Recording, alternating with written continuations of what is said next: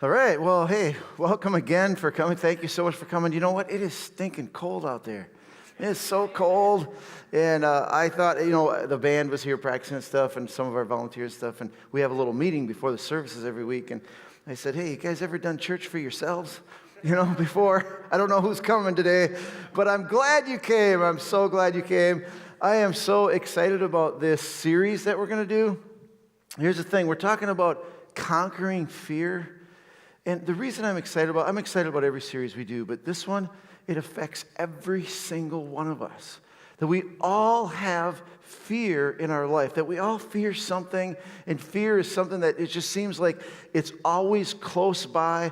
I guarantee you that every one of us have made decisions, bad decisions, out of fear that we shouldn't have done. There are things that fear has hurt our lives. Fear is robbing and stealing from our lives. And I know this. I know that we can find victory over fear.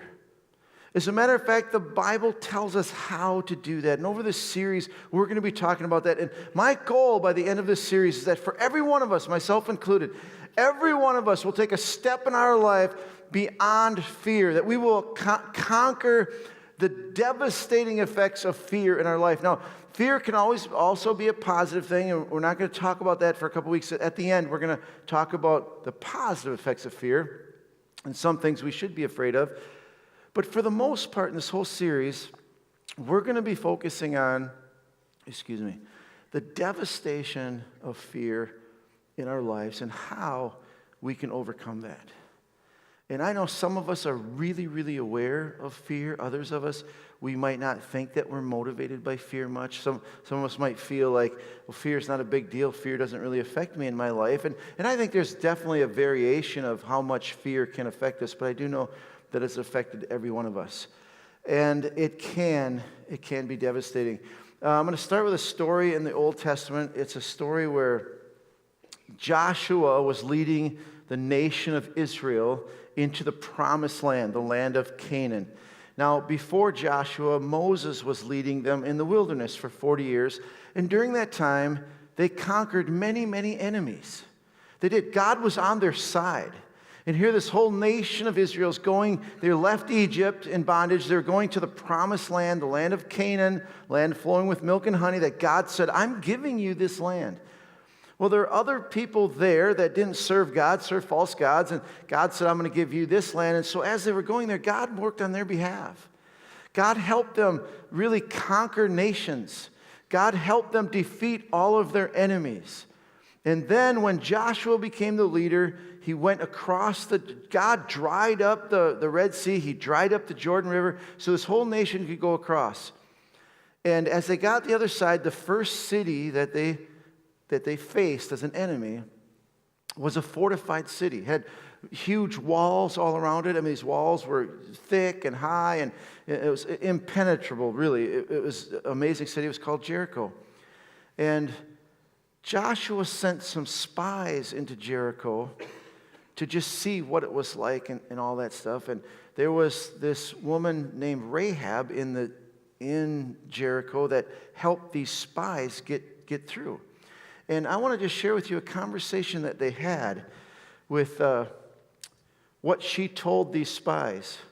And she said to them, she is speaking for Jericho, the city. She says, I know that the Lord has given you this land, and that a great fear of you has fallen on us, so that all who live in this country are melting in fear because of you. And we can see this whole city of Jericho, this fortified city, that they knew that this nation of Israel, that God was on their side. And they were so afraid that they were coming because they heard all the stories. They knew what was going to happen. They knew that God was on their side. God was fighting for them. And here's what I want you to notice, that they melted with fear. Have you ever been in a spot like that where you just, like, fear just seizes you? They were so afraid that this nation of Israel is coming, and they had good reason to be, but they were so afraid of this nation coming that fear froze them. They were melting. They didn't have no confidence. They couldn't do anything. They were just absolutely, it's just what a descriptive word.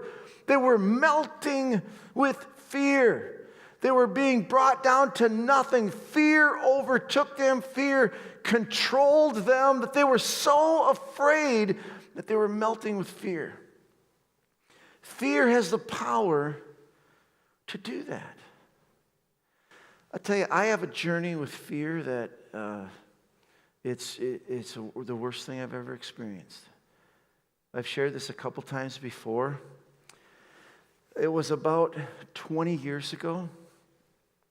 I was up on the platform doing a message, and it was before this church. It was actually at Maranatha Church in Wyoming there, and fear just gripped me.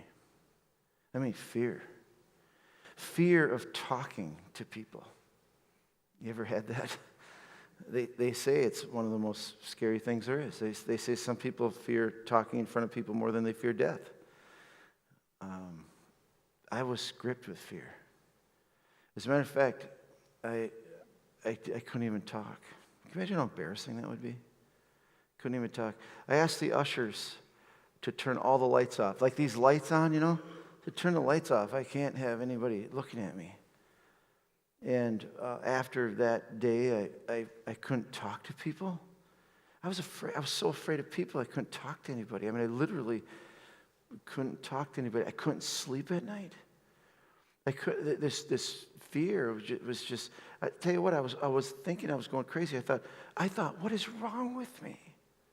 Am I losing my mind?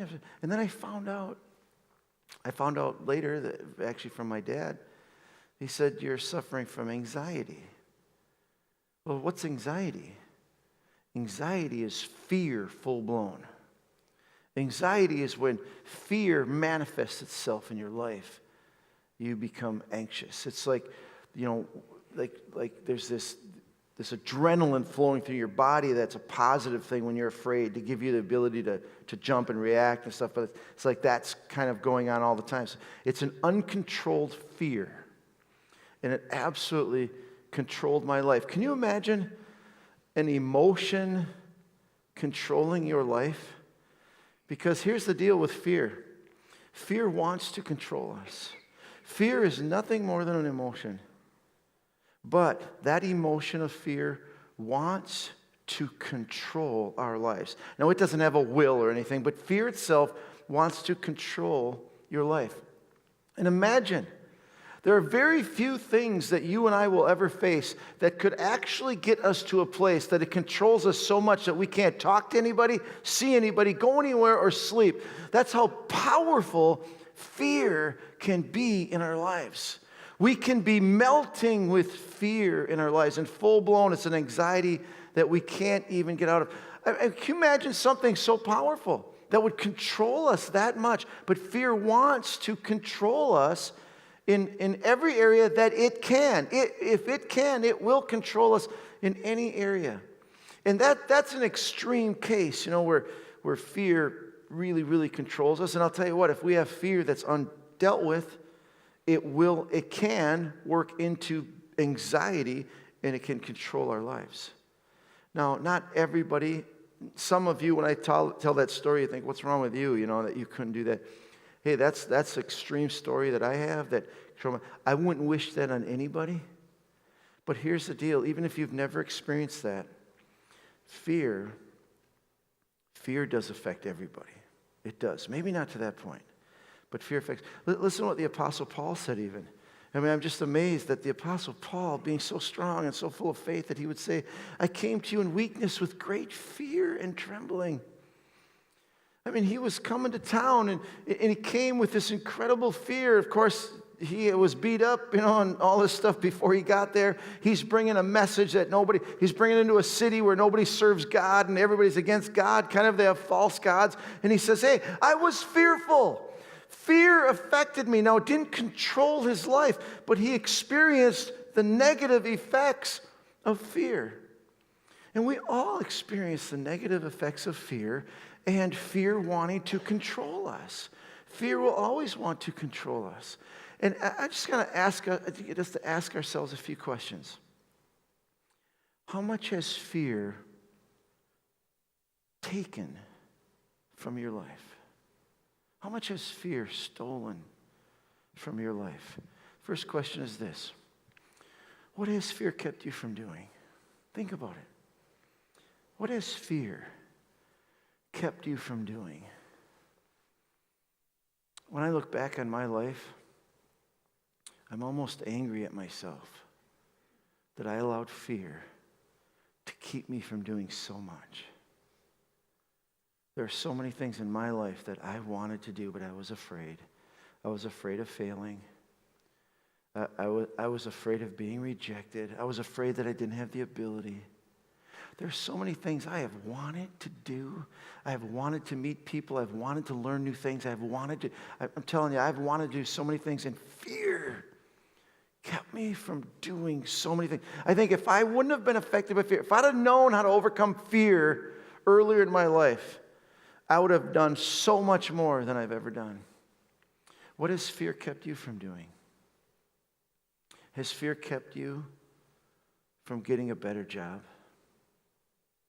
You're just afraid that you can't do something different.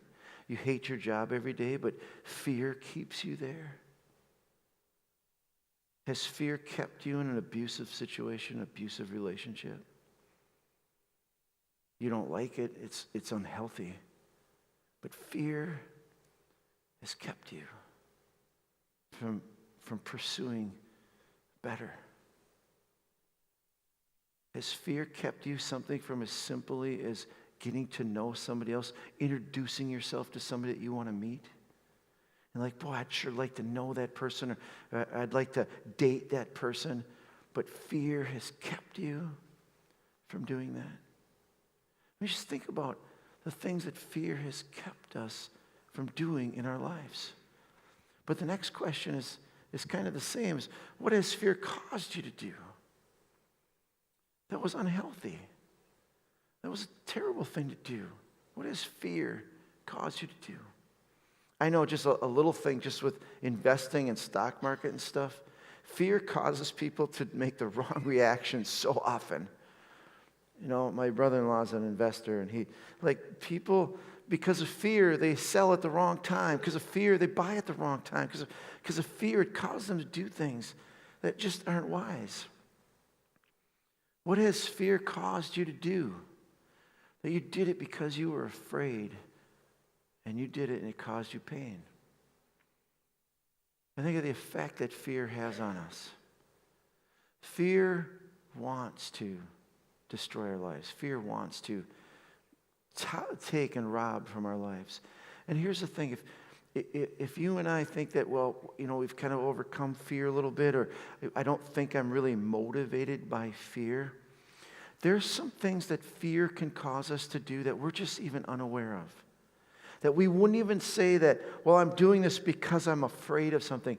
We can cover it up so much that we can fool ourselves. Fear wants to control us. But look at these three things. Fear, how have these three things affected your life? The fear of loss. See, sometimes we can try to overcome this with some very unhealthy ways and think we're okay. The fear of loss can cause us to live our life where we are like overprotective. And because we're so overprotective, we say, I don't feel like I really have the fear of loss. I don't know if I'm explaining this right. It's like we overcompensate and we think we're not afraid, but fear is motivating us to overcompensate in our lives.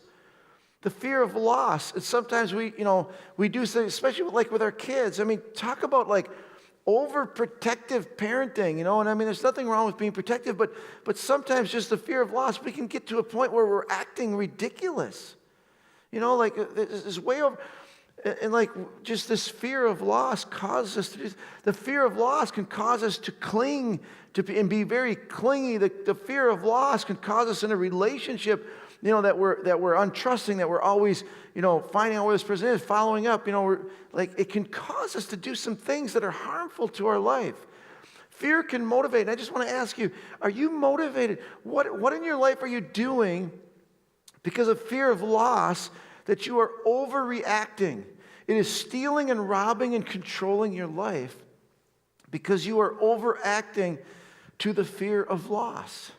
And you're so afraid of losing money or relationships or loved ones in your life that you're so afraid of that you overcompensate and you live your life in kind of a over-the-top manner. The fear of rejection is huge. I think the fear of rejection affects every single one of us in one way or another, and sometimes we overcompensate and think we don't fear rejection. As a matter of fact, people that are really high on fear of rejection sometimes are the people that act like they don't need people at all. Sometimes they kind of overcompensate because the fear of rejection is motivating them to kind of be overconfident, over the top. The fear of rejection can cause us to, here's the biggest thing, the fear of rejection can cause us to be somebody we're not, and we're not even aware of it. The fear of rejection is so powerful that it can cause you and I to act a certain way that we think will be accepted. And it actually causes us to act like somebody we're not. Listen, who wants to live like that? Really? And I think sometimes we'll dress in things we don't want. Sometimes I wear these stupid sweaters up here. I just feel so icky. Because it's supposedly in. I see some of you guys wearing these little fairy shoes.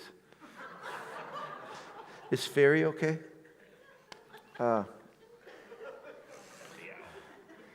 Let's move on. Can you imagine if you could just be yourself? We can do this so much, sometimes we think it is ourselves. Wouldn't you love to live your life just being you? And not trying to live a different way and putting on a different persona. You go out of the house, you've got to be different. You've got to act a certain way. And listen, we can get so good at that, we think, I don't fear rejection. It's so controlled our lives that everything we do is because of this fear of rejection. Or the fear of failure. I just wonder that sometimes, I don't want us to be fooled. As we get into this series, I want us to understand that fear can affect all of us. This whole fear of failure, you might say, I don't really fear failing, but I don't ever try anything. I don't do anything that I don't know that I can be accomplished at. I remember with our kids, one of our children, I'm not going to tell you which one it was, but one of our children, he just wouldn't, oh, okay, now I narrowed it down to two. As a kid growing up, he just wouldn't participate in anything that he didn't know he was going to be good at. He didn't. He just didn't want to fail at anything.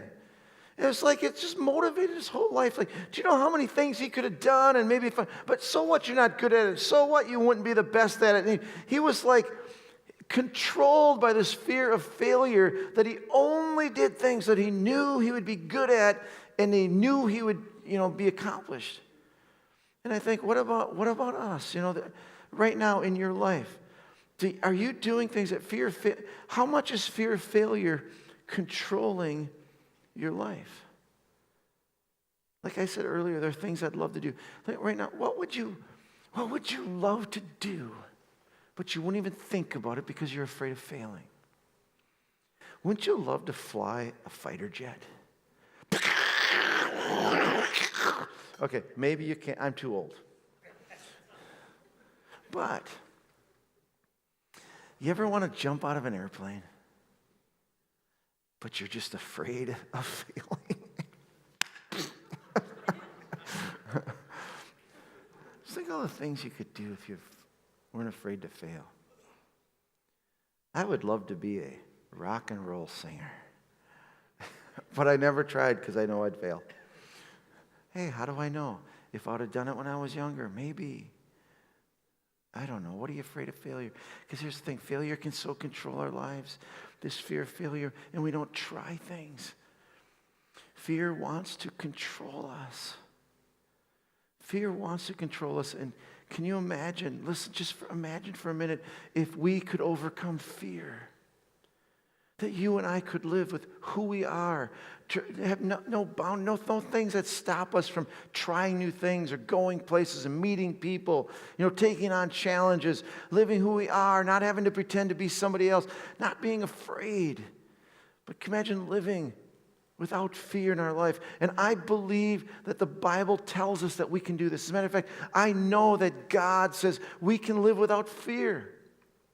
Without fear controlling ourselves. But it comes down to God in our life. And we need to look to God to get the guidance to overcome fear. Because God is bigger than anything that could happen to us.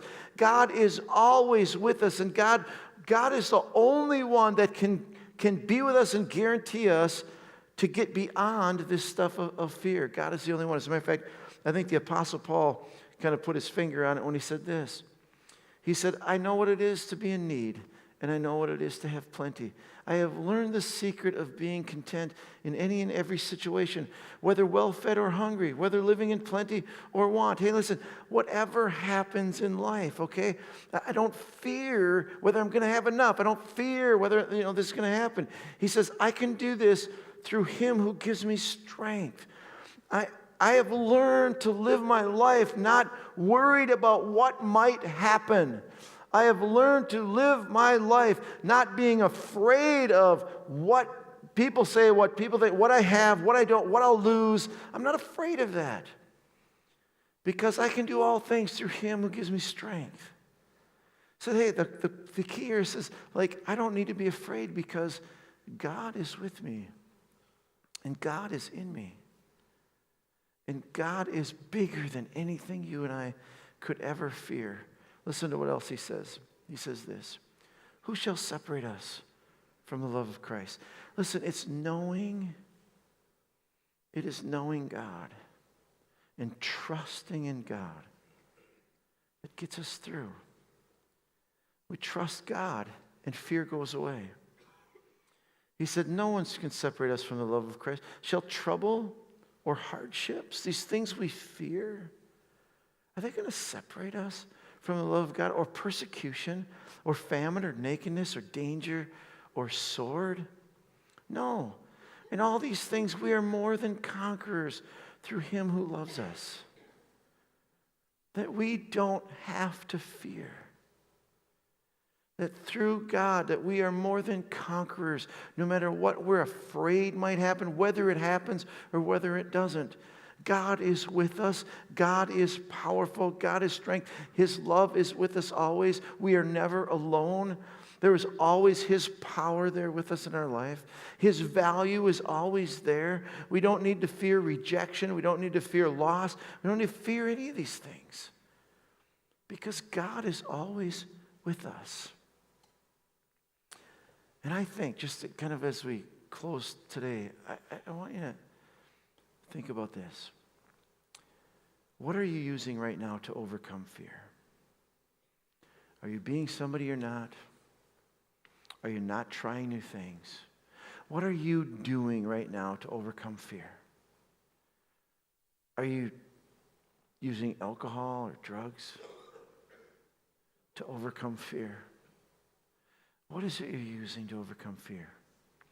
Because here's the deal, whatever it is you're using, it is very, very temporary. We will always fear will always conquer our lives, control our lives, unless we put our trust and our faith in God. God is the only answer to fear that is permanent. And we can all overcome fear. It doesn't have to control our lives. Next week, we're going to start saying, how do we plug into God? How does God really start? How does this become real in our lives?